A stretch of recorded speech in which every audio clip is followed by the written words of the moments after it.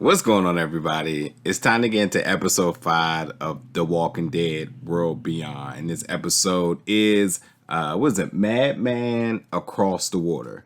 And this was a really emotional episode. But before we even get into all that, who the hell is this walking up on them with a stick? First of all, if you're not Morgan, you can't carry no stick.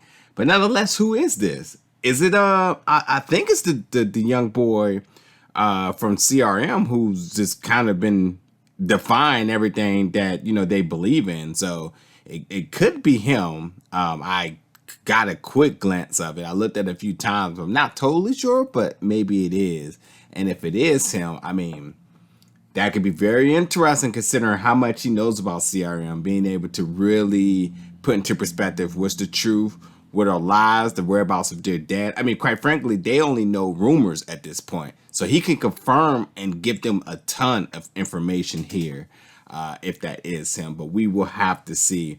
But yeah, after episode 4 with that crazy after the credit scene, I couldn't wait to see what this episode was going to really pour in. And it poured in just a lot of emotion about Elton, knowing about why he's claustrophobic, what happened with the whereabouts with his dad. We already knew what happened with his mom, but just like, God, that little boy suffered so much. And it's just really, really sad. This is a really emotional episode. I was really close to tears. It was just so emotional. But, there's a couple of things I want to say about Elton. Number one, Elton is so intelligent.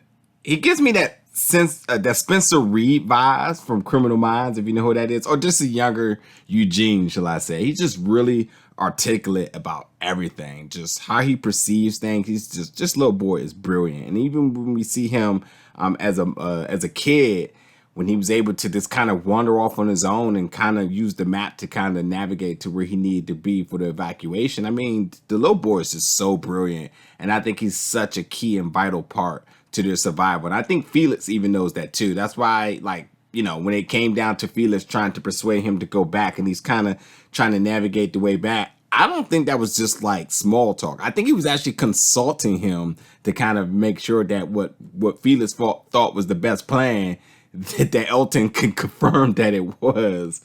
But we got to talk about Hope here. Talking about I really wish I could have met your dad and your mom. Yeah. Well, we already know you met her mom already, but man, when she saw the picture, and I gotta say, like, every single time they had conversations with each other, I kept saying, like, uh-oh, this is the moment. This is the moment when they're gonna bring it up. And so now that she is aware, gotta tip your hat off at Hope's memory to remember what that lady looked like when she was so young by that picture. Like, it's kind of really good talent. A lot of people don't have good memories when they're like a kid, but who knows? But yeah, now that the moment's come, now it's just going to be really treading on thin ice. And it's going to be the point of, when do she tell him? And we know that Hope doesn't have a good track record in telling people things at the right and respectable time, as she's done with Iris, really delaying some vital information about their mother. So yeah, we'll see how that kind of plays out. But yeah, poor Elton, just everything he's been through. Super smart boy, being claustrophobic, and really just a really traumatizing start to the zombie apocalypse for him. So, and again, I'm curious to know who is that boy with that stick, who shouldn't be having a stick unless you're, like I said, unless you're Morgan here. But I think it possibly could be the dude from CRM. I would definitely be very curious to see. And that means, like, next episode is just going to be crazy. But yeah, this episode was all about them trying to cross the Mississippi River and them building a boat. And a boat that I wouldn't have trust for nothing. But hey, I mean, it was a short commute because it was just the river. But like, I don't know if I would have just been so willing to just jump on that boat. I mean, I'd rather take my chances fighting than getting out there and then instantly drowning without a fight. So, but like this episode was a little bit confusing for the group, because like you had Felix trying to use Elton to turn and divide the group. And then you have Huck, who's supposed to be on the same page as Phyllis, who's clearly had a change of heart because of Hope. And now they're just all confused, but nonetheless, everyone's moving forward at this point. We do get a very interesting conversation with Hope and Silas because I mean not Hope and Silas, but Hope and Felix, because she really still blames and has a lot of resentment towards him in letting her dad go. He should have been the main one to go. And now we find out that he was supposed to go, but it ended up being replaced by Will, who went on his behalf. And, you know, even Felix says, like, it should have been him, but Will went. But Hope doesn't care. Hope's not having it. Hope's like, look, it should have, you shouldn't have let him win, or you should have went. And he was brought into the family as supposed to be a brother. And he, like Hope said, Felix looks at them as just trouble. So it was really kind of cool to see the three of them kind of have that team up moment when they was fighting the empties. Although the girls need to completely stop just trying to bulldoze the empties. They need to legit kill. That bulldozing thing is not going to keep working. It's not. They're literally playing with fire. But that was kind of cool when they had that moment. Then they all looked down at each other like they were ready. Like I was kind of digging that. But at the same time, too, getting a little bit more about Huck's backstory and how, like, Huck is kind of a wanderer herself. And I think she sees a lot of herself in Hope. So that's pretty interesting there.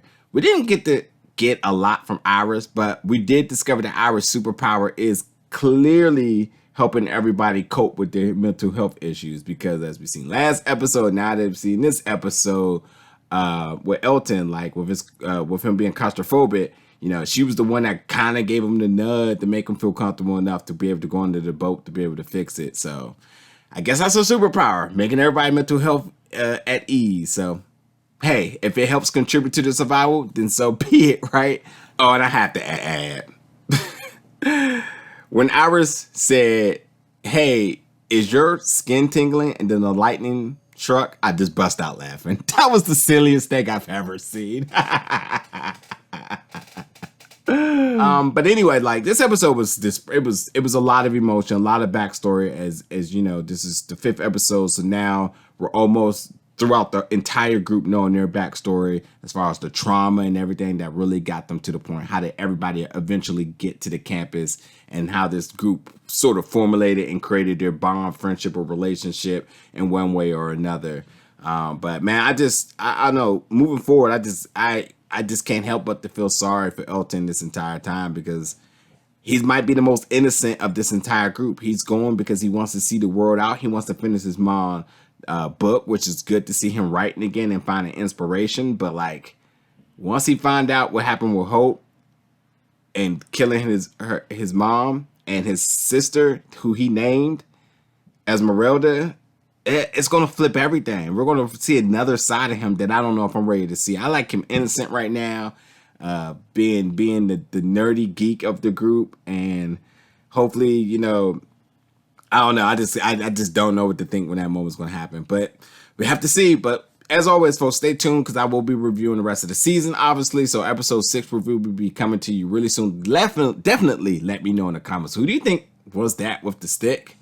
Like, how did you feel about this episode? And is it just me, or am I just the only one who's just so emotional for Elton in that story? Like, God, that was a really, really hard watch. I was just trying so hard to keep the tears back, but what can you say? But anyway, folks, see you very soon for the next review.